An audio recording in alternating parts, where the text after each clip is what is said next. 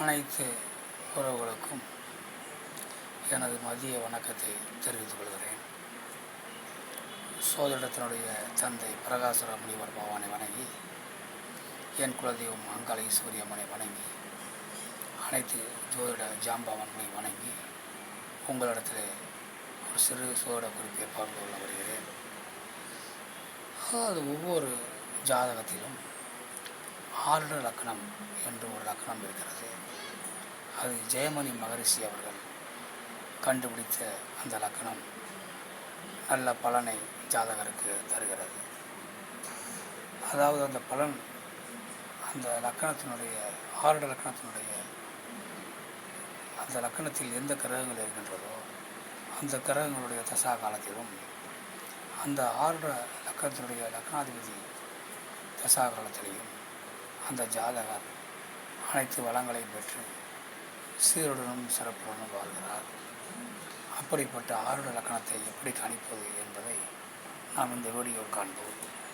அதாவது லக்கணம், உங்கள் லக்கணம் இருக்கிறது இல்லையா, அந்த லக்கணம் எங்கு இருக்கிறது என்று பார்க்க வேண்டும். அந்த லக்கணத்திலிருந்து லக்னாதிபதி எங்கு இருக்கிறார் என்று பார்க்க வேண்டும். உதாரணத்திற்கு மேசம் லக்கணம் என்று எடுத்துக்கொள்வோம். மேசம் லக்கணம் செவ்வாயினுடைய லக்கணம். அந்த மேசம் லக்கணத்திற்கு செவ்வாய் எத்தனாவது வீட்டில் இருக்கிறார் என்று பார்க்க வேண்டும். அதாவது அந்த ஜாதகத்தில் மேசம் லக்கணத்தை சேர்ந்த ஜாதகத்தில் அவர் மிதுனத்தில் இருக்கிறார் என்று வைத்துக்கொள்வோம்.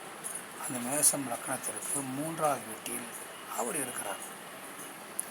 அதேபோல் அந்த லக்னாதிபதிக்கு 3வது வீடு இருக்கல்லா, 3வது எது? மிதுனம், கடகம், சிம்மம். அந்த சிம்மம் தான் அந்த ஜாதகருடைய ஆருட லக்னம். அந்த சிம்மம் தான் ஜாதகருடைய ஆருட லக்னம். அதாவது லக்னாதிபதி லக்னத்துக்கு 3வது இடத்தில் இருக்கிறார். அந்த லக்னாதிபதிக்கு 3வது இடம் தான் அந்த ஆருட லக்னம். அந்த ஆருட லக்கணமான சிம்மத்திலே எந்த கிரகம் இருக்கின்றதோ அந்த கிரகத்தினுடைய தசா காலத்தில் அந்த ஜாதகர் அனைத்து வளங்களும் பெற்று சீரும் சிறப்பும் வாழ்வார். மேலும் அந்த சிம்ம லக்கணத்தினுடைய அதிபதி, சிம்ம வீட்டின் அதிபதி சூரிய பகவானுடைய தசா காலத்திலும் அந்த சாதகர் சீரும் சிறப்புடன் வாழ்வார். அதே போல் ஒரு ஜாதகத்தில் லக்கணத்துக்கு 7ஆம் இடத்தில் அந்த லக்கணத்தினுடைய அதிபதி இருந்தால் அந்த லக்கணத்தையே பார்ப்பார். அந்த லக்கணத்திற்கு 7ஆம் வீட்டில் லக்னாதிபதி இருக்கும்போது அதற்கு 7ஆம் வீட்டில் லக்கணம் தான் வரும். அதனால் அந்த லக்கணமே ஆருட லக்கணமாக வரும். அந்த ஜாதகத்தில் எந்த லக்கணம் இருக்கிறதோ அதே லக்கணம் ஆருட லக்கணமாக வரும். இதை நாம் தெரிந்து கொள்ள வேண்டும்.